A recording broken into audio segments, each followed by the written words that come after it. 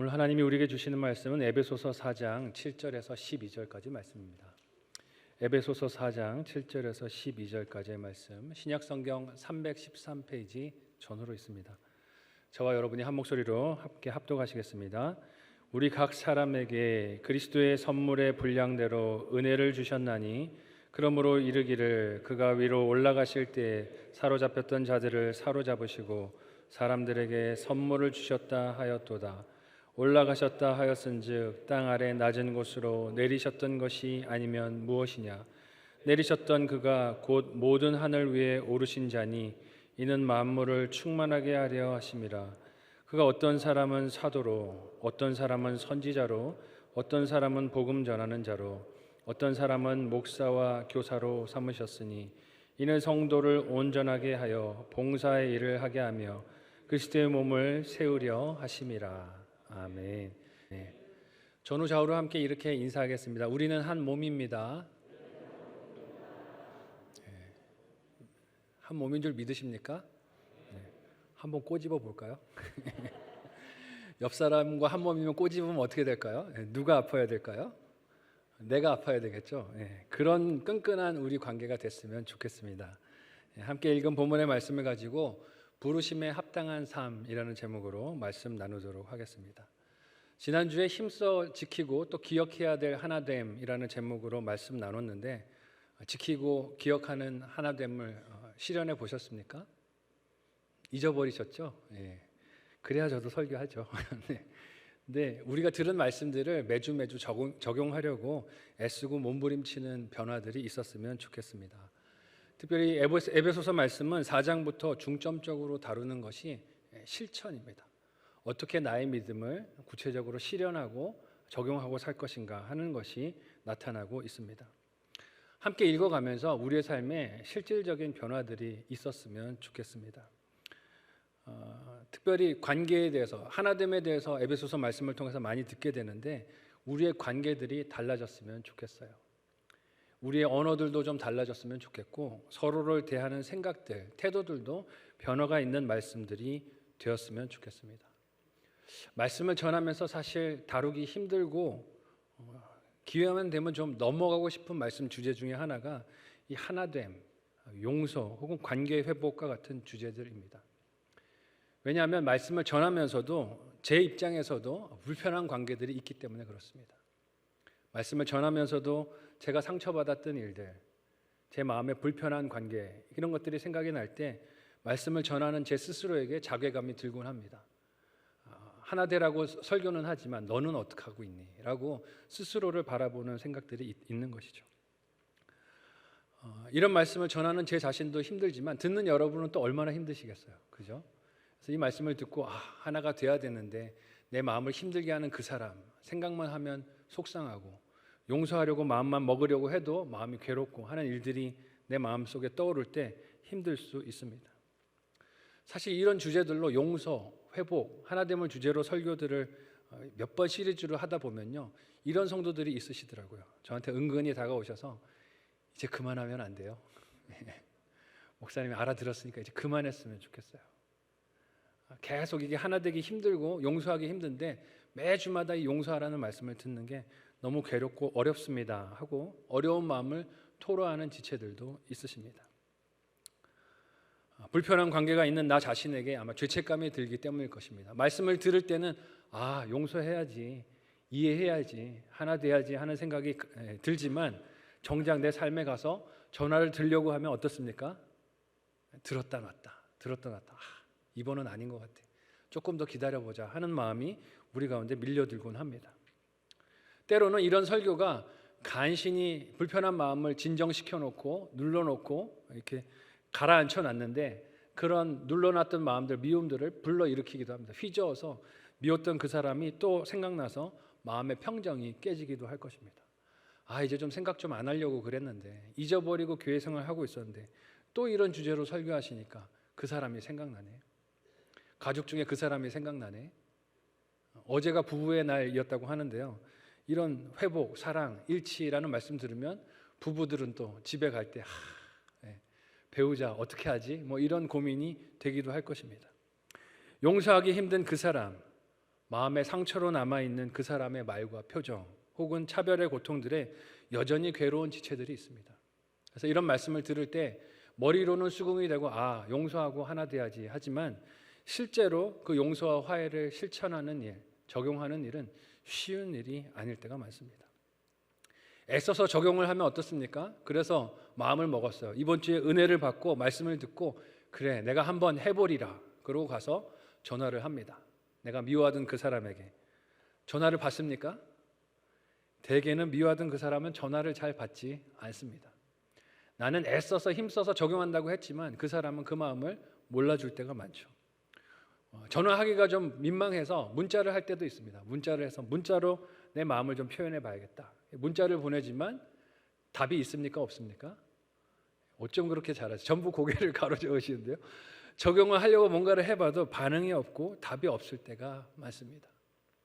우리 목자님들도 많이 앉아 계신데 목자님들도 목장 안에서 상처를 받았다고 이야기하는 목원들에게 정말 눈물의 마음으로 또 이제 관계가 풀리기를 원하는 마음으로 문자를 보내지만 우리 요즘 청년들이 하는 말로 일씹을 당할 때가 많습니다. 무슨 뜻인지 알아요? 읽고 씹었다라는 뜻. 읽고 반응하지 않는다. 그런 수치와 조롱을 당할 때가 있습니다. 그런 상황에서 하나가 되어야 한다라는 말씀을 그냥 도덕적이고 윤리적인 말씀으로만 듣는다면, 권면으로만 들으면 우리는 스스로의 한계와 무능력 때문에 마음 아프고 괴로울 수밖에 없을 것입니다. 이번에도 안 되더라고요. 목사님 말씀 들으니까 내가 해야겠다는 생각이 들어서 했는데 반응이 없더라고요. 역시 안 되더라고요 하는 절망, 자괴감에 우리가 빠질 수 있다는 것입니다. 어떻게 해야 할까요? 하나됨을 명령하시는 하나님의 말씀과 실제로 우리가 삶에서 만나고 있는 관계들, 사건들, 문제들은 거리가 멀어 보여서 이건 영원히 못 만나는 일들이야 하고 우리가 지나갈 때가 있습니다. 근데 여러분 그렇게 평행선만 달릴 수는 없을 거예요. 들은 말씀을 따라서 우리가 적용을 해야 하나님 기뻐하시는 아름다운 공동체, 하나된 교회를 이룰 수 있을 줄로 믿습니다. 하나님이 원하시는 하나된 공동체를 어떻게 우리 가운데 이루고 전하고 부르심에 합당한 영향력을 끼치고 살 수 있을까요? 두 가지로 오늘 말씀을 통해 생각해 볼 텐데요. 첫 번째로는 받은 은혜의 이유를 알아야 합니다. 하나님이 우리 각자에게 은혜를 주시는데 그 은혜에는 주시는 이유가 있다는 것입니다. 함께 오늘 본문 말씀의 7절에서 10절을 같이 한 목소리로 한번 읽어보겠습니다. 7절에서 10절 한 목소리로 읽습니다. 시작. 우리 각 사람에게 그리스도의 선물의 분량대로 은혜를 주셨나니 그러므로 이르기를 그가 위로 올라가실 때 사로잡혔던 자들을 사로잡으시고 사람들에게 선물을 주셨다 하였도다. 올라가셨다 하였은즉 땅 아래 낮은 곳으로 내리셨던 것이 아니면 무엇이냐. 내리셨던 그가 곧 모든 하늘 위에 오르신 자니 이는 만물을 충만하게 하려 하심이라. 아멘. 설교를 들으면서 우리가 뭘 해야 한다라는 말을 들으면 마음이 반사적으로 움츠러들게 됩니다. 그렇죠? 해야 됩니다라고 했을 때 사실은 우리의 현실이 그걸 할 수 없는 마음 상태일 때가 많기 때문에 그렇습니다. 그 말씀이 윤리적이거나 도덕적인 가르침으로 들린다면 죄책감과 부담은 되겠지만 실상 우리의 삶에 갔을 때는 결국 나는 못하더라는 결론으로 끝이 나게 될 것입니다. 하나 되는 것이 좋지 않다라고 생각하는 사람이 누가 있겠어요? 적어도 이 자리에 나와서 함께 예배를 드리고 있고 말씀을 듣고 있는 여러분이라면 누구나 교회가 하나 되어야 한다라는 것에는 공감을 하고 수긍을 하고 동의를 하실 것입니다. 이상적인 모습이라고 생각해요. 하지만 실제로 하나됨을 위해서 그것을 실천하는 일은 어떻습니까? 누군가를 용서해야 되는 일이에요. 나한테 잘못하는 사람을 용서해야 하는 일이고 내가 남에게 상처를 입혔을 때는 용서를 구해야 하는 일이기도 합니다. 근데 이게 쉽지가 않다는 것이죠. 우리 마음이 이럴 때가 많잖아요. 누군가에게 내가 잘못했을 때는 상대방이 용서를 어떻게 해줘야 된다고 생각해요? 빨리 해줘야 한다고 생각합니다. 내가 미안한다라고 말했으니까, 내가 사과했으니까 당신이 받아줘야지. 왜 안 받아줘? 내가 미안하다 그랬잖아. 그랬으니까 그걸 좀 받아줘야 되는 거 아니야? 마음이 어쩌면 그렇게 좁아 터졌어 라고 우리가 내 용서를, 내 사과를 받아주지 않는 사람을 원망하고 비판할 때가 많죠. 근데 입장이 뒤집히면 어떻게 됩니까? 내가 누군가에게 피해를 당했어요. 그 사람이 와서 나에게 용서를 구합니다. 그럼 어떻게 느끼세요? 대단한 적용을 했구나라고 생각하십니까? 이렇게 생각할 때가 많을 것 같아요. 한 번으로는 안 되지. 나한테 한 잘못이 얼마나 큰데 적어도 3번은 사과를 해야 내가 받아줄 거야 라고 생각을 하든지, 아니면 그 정도의 사과로는 안 되지, 조금 더 진심 있게 나와야지 내가 용서해 줄 거야 라고 그런 기준과 생각으로 정의로 남을 바라볼 때가 많다는 것이죠. 기준이 어때요? 내가 잘못했을 때와 남이 잘못했을 때가 같습니까? 다릅니까? 다르다는 것이죠. 그렇게 서로를 바라보면 하나 되는 일이 모든 것이 다 장애물이 될 뿐입니다. 사람은 본성적으로 자신의 책임보다 권리를 먼저 내세우게 되어 있습니다. 그래서 바울은요, 이 어려운 하나됨의 사명을 사람의 힘으로 해라 마라 하고 말하지 않습니다. 오늘 본문에서 이전과 마찬가지로 받은 은혜를 사도 바울이 강조하고 있어요. 하나됨을 우리가 힘써 지키고 기억해야 하는데, 이 일을 위해서 우리에게 선물을 주신 예수님, 우리에게 은혜를 주신 예수님을 기억하고 바라보도록 바울이 예수님의 선물에 대한 이야기를 합니다. 하나됨을 실천할 수 있는 근거와 이유가 사람에게 있는 것이 아니라 우리 주님에게 있는 줄로 믿으시기를 바랍니다. 내가 당한 것, 내가 받아야 할 것만 생각하면 우리는 누구도 용서할 수 없어요. 근데 내가 예수 그리스도로부터 받은 사랑과 은혜를 생각하면 우리는 각자 형편과 부르심에 맞게 주신 은사와 직분들을 따라서 서로 용서하고 하나 되고 연합하는 사명을 감당할 수 있습니다. 하나님께서는 사람이 자신의 힘을 쥐어짜는 수고와 노력이 아니라 하나님의 넘치는 힘과 능력으로 하나 되게 하시는 이 사명에 우리가 순종하기를 원하십니다. 그러라고 우리를 초청해 주셨다는 것입니다. 그런데 이제까지 하나됨을 힘써 지키라고 강조하던 바울이 갑자기 각자에게 주신 분량대로 그리스도의 선물을 말하니 설교의 기조가 좀 바뀌었나 하는 생각이 들 수도 있습니다.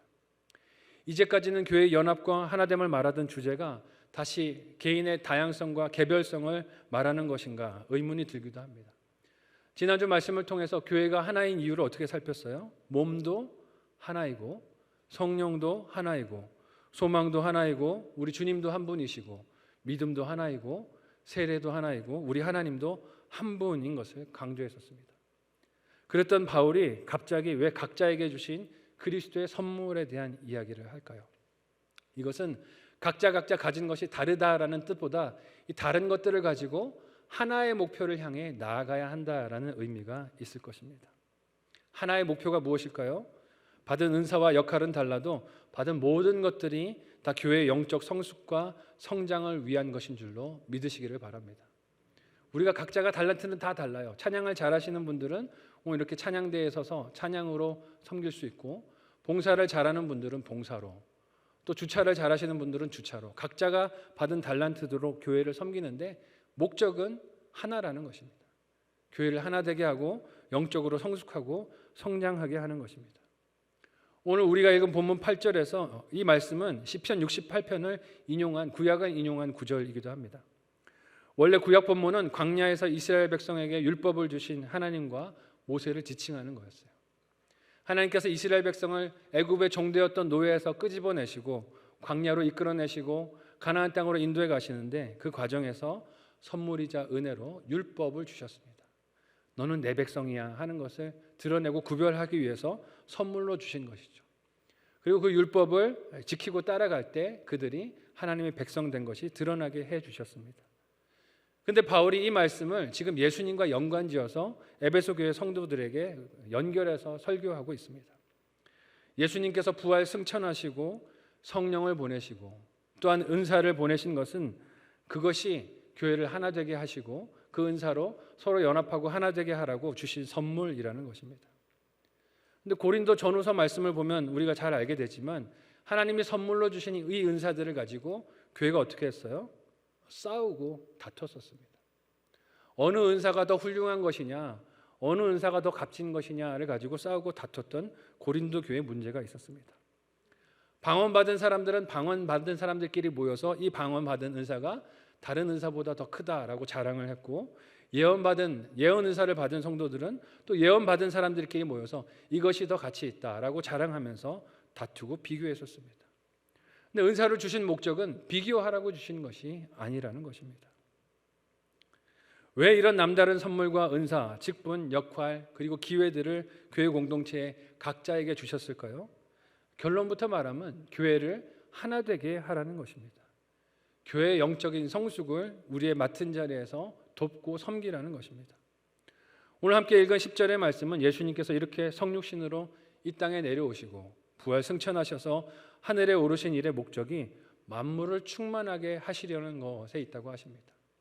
이 무슨 말씀이냐면요, 우리의 삶의 구석구석에서 예수님이 하신 일들, 화평을 이루는 일들을 감당해야 한다는 것입니다. 나에게 주신 시간으로, 나에게 주신 재능으로, 나에게 주신 물질로, 나에게 주신 건강으로 그런 사명을 감당하는 것이 하나님 우리를 성도로 부르신 기대인 줄로 믿으시기를 바랍니다. 그러니까 우리의 삶의 현장에서, 가정에서 하나 되지 못하고 갈등하는 문제들이 생길 때 우리가 어떤 깨달음이 있어야 합니까? 지난주 말씀과 연장선상에서 한번 따라해 보겠습니다. 와, 기회구나. 한 번 더요. 와, 기회구나. 어떤 기회입니까? 하나됨을 이루고 연합을 이룰 기회인 줄로 믿는 저와 여러분이 되시기를 바라요. 세상과 똑같은 방법으로 차별하고 미워하고 갈등하는 것으로 그 문제를 해결하고 다가서서는 안 됩니다. 원망이 있는 곳에, 불평이 있는 곳에, 나눔이 있는 곳에 일치와 하나됨, 이해와 용서, 화해와 위로를 있게 하는 것이 예수님의 이 땅에 오시고 부활 승천하셔서 만물을 충만하게 하시는 은혜의 길인 줄로 믿습니다. 우리도 그렇게 하라고 부르심을 받은 거예요. 그러니까 교회 공동체 안에서 갈등이 있을 때, 다툼이 있을 때 어떻게 생각해야 합니까? 아, 기회구나. 이때 교회 공동체가 세상과 다르다는 것을 보여줄 수 있는 기회구나 생각하고 기도함으로, 사랑으로 섬겨야 할 줄로 믿습니다. 세상은 그런 하나됨을 볼 수 없어요. 무조건 나한테 맞춰야 되잖아요. 내 생각에 맞춰야 하고 내 뜻에 맞춰야 하지만 교회는 내 생각과 달라도 나를 죽이는 적용으로, 십자가에서 나를 위하여 죽으신 예수님을 바라보고 나를 죽이는 적용으로 하나됨을 이뤄야 할 사명이 있는 줄로 믿습니다. 예수님이 우리와 하나님을 하나 되게 하시기 위해서 어떻게 하셨습니까? 십자가에 죽으셨어요. 화해를 위한 길은 무엇입니까? 죽음이 있어야만 합니다. 내 자아가 죽지 않으면 화해가 일어날 수 없어요. 오늘 말씀을 통해서 우리가 예수님이 주신 그 사랑을 따라서 나를 죽임으로 화해되고 하나되고 연합을 이루는 사명에 충성하고 승리할 수 있기를 예수님의 이름으로 축원합니다. 이 일에 논리를 내세우면 이길 수 있을까요? 없을까요?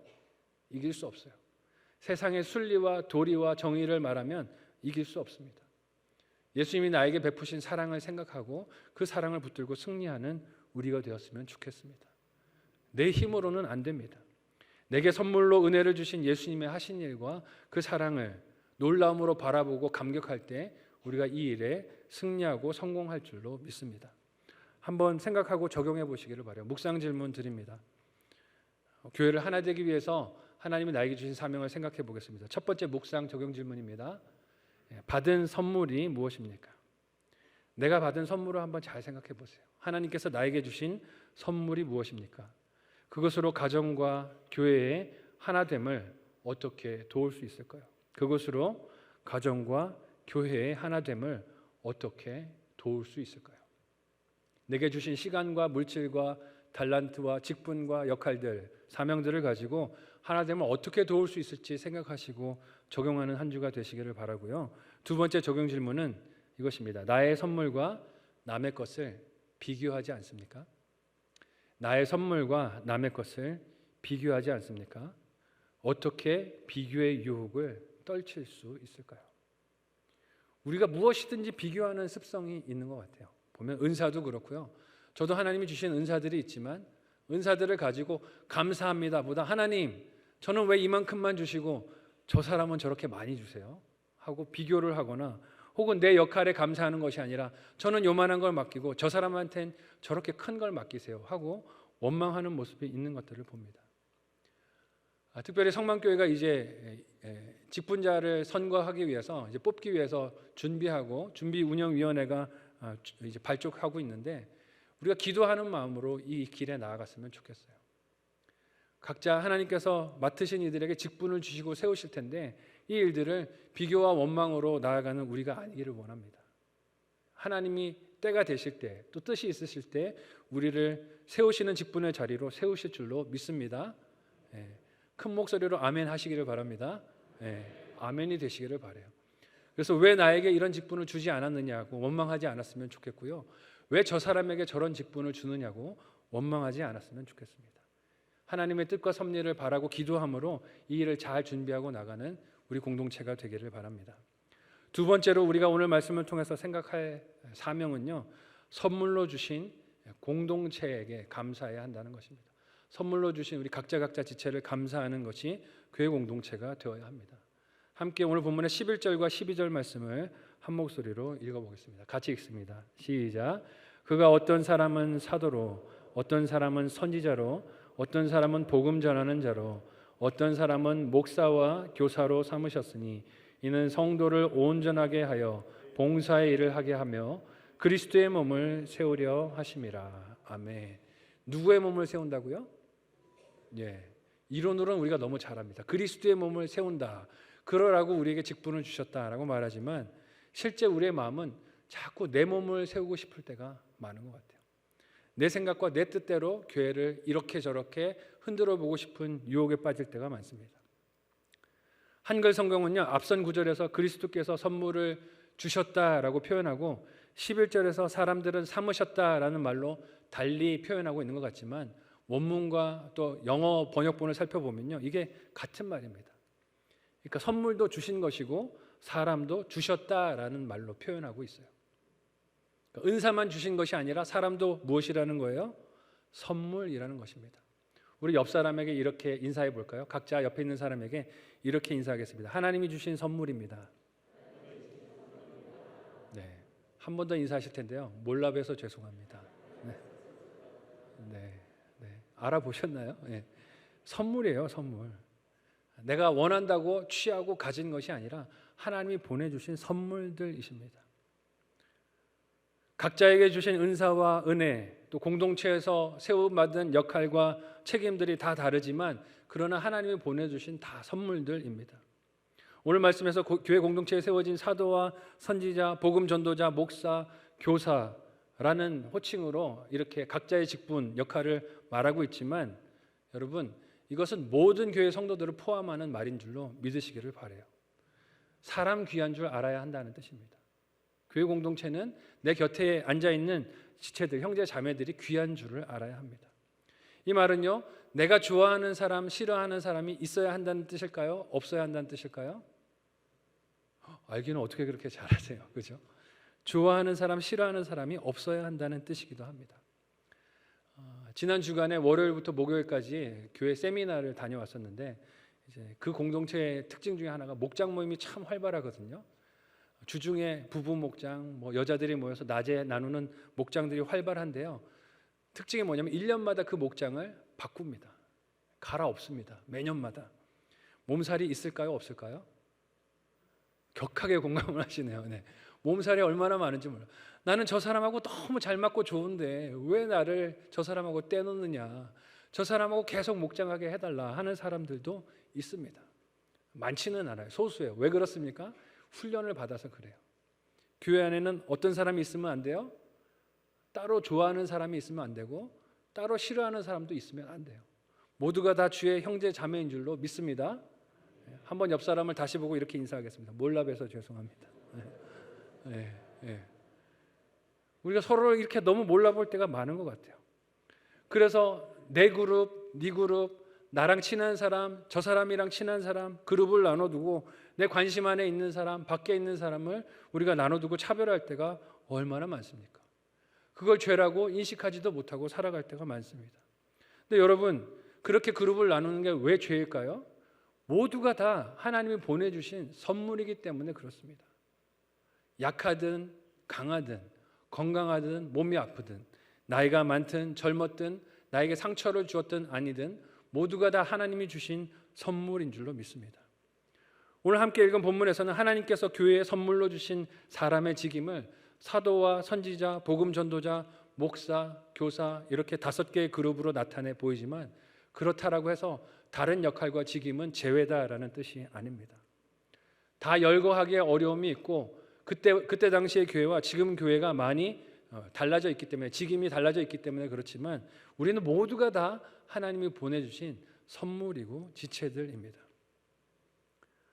모두가 맡은 역할에 충성하며 헌신을 할 때 하나님이 기뻐하시는 교회 공동체를 세워가게 되는 것입니다. 그리스도의 몸을 세울 책임이 너에게만 있는 것이 아니라 우리 모두에게 있는 줄로 믿으시기를 바랍니다.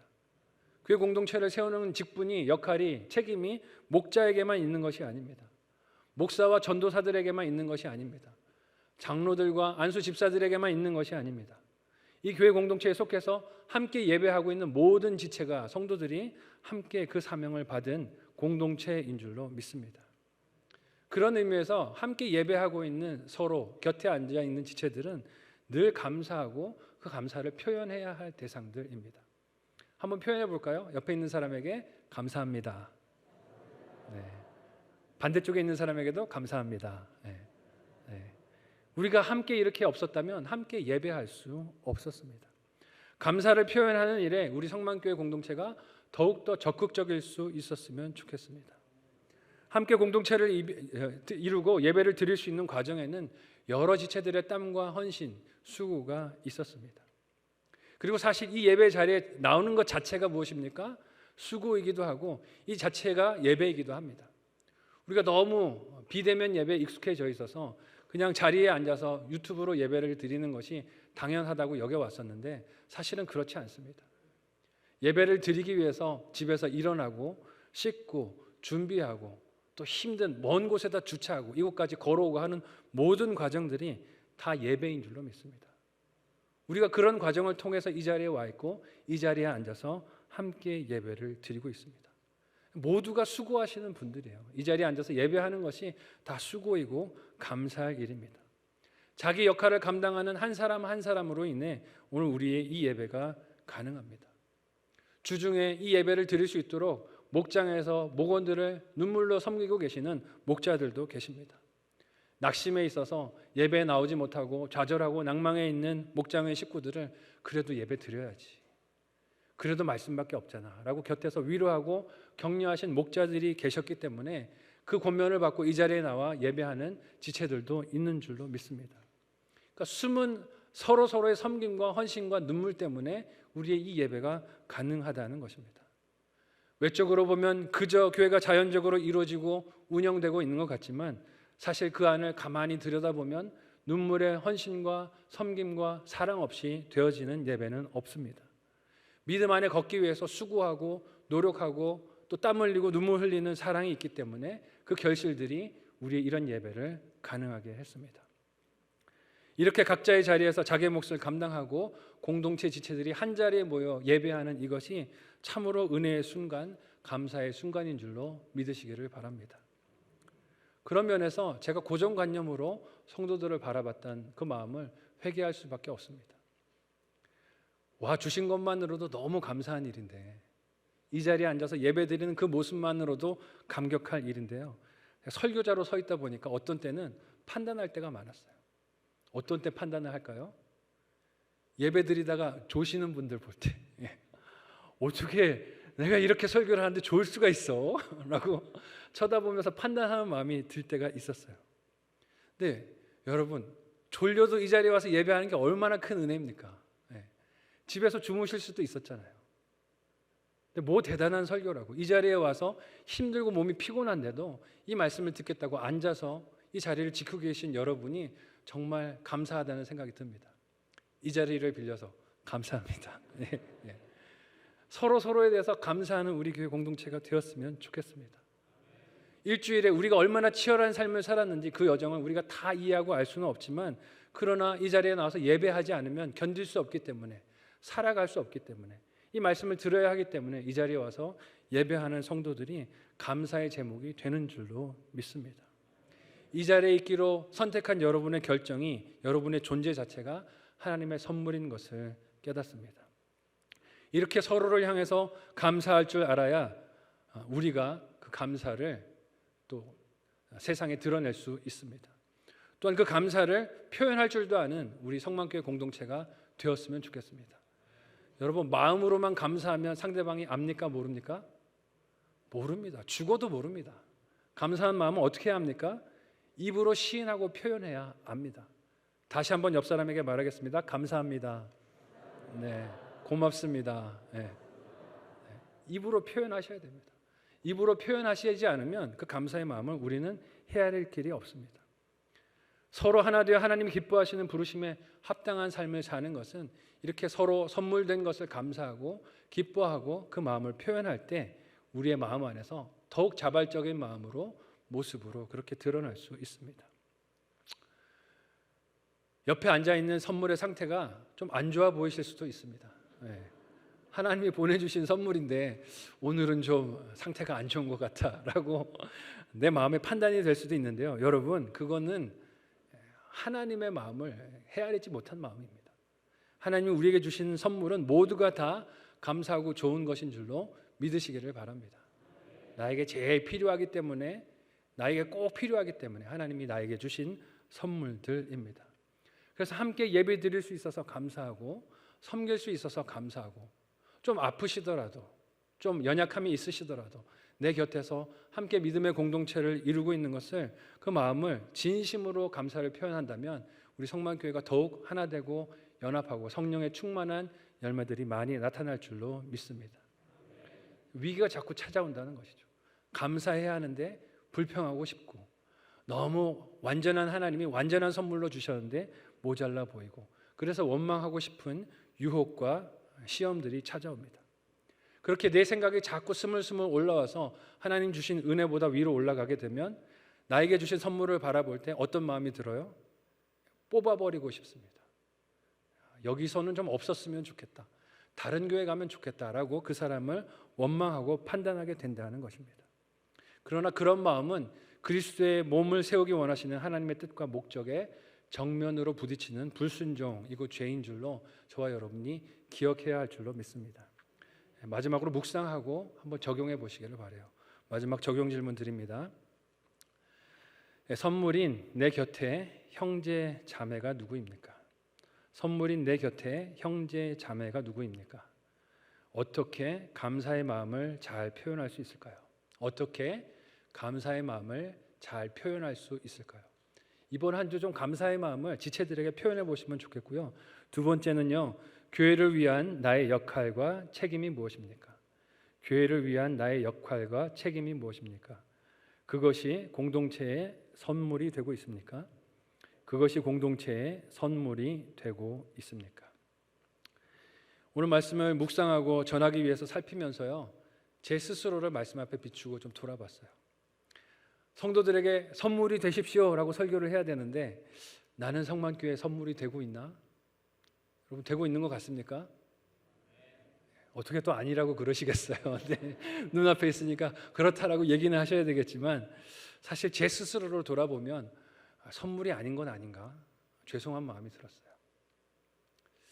항상 때만 되면 저에게 이렇게 고마움을 표현해 주시고 또 받은 은혜를 표현해 주시고 감사하다고, 명절이라고, 생일이라고 감사의 마음들을 표현해 주시는 성도들이 계십니다. 존중하는 마음, 사랑하는 마음들을 그렇게 표현해 주세요. 참 좋더라고요. 그렇게 또 막 이렇게 좋은 칭찬 받고 선물 받고 뭐 또 이렇게 격려 받으니까 너무 좋고 막 위로가 되고, 성만교회 너무 잘 왔어, 너무 좋아, 막 이런 마음으로 기쁨이 충만합니다. 근데 돌아보면 제가 성도들에게 그런 마음을 잘 표현했을까? 그렇지 못한 것 같아서 너무 죄송하고 부끄러운 마음이 들었습니다. 이렇게 예배를 드리기로 결정하고 나와서 이 자리에 앉아서 예배 드리는 것만으로도 참 귀하고 감사하고 칭찬받을 일임에도 불구하고요, 제가 성도들을 어느새 알게 모르게 등급을 나누고 점수를 매기고 평가를 하고 있더라고요. 새벽기도 나오는 성도는 플러스 50점, 수요 예배 드리는 성도는 거기에 플러스 30점 더, 봉사까지 하면 어우 따따블 플러스 뭐 50점, 스스로 점수를 매기면서 이 정도 하면 여기 성도는 다이아몬드 등급 성도, 여기 성도는 금 성도, 여기는 은 성도, 주일에 한 번 오는 수준이면 좀 아쉬운 성도, 뭐 이렇게 점수 매기고 있는 제 모습을 깨닫고 회개하게 됩니다.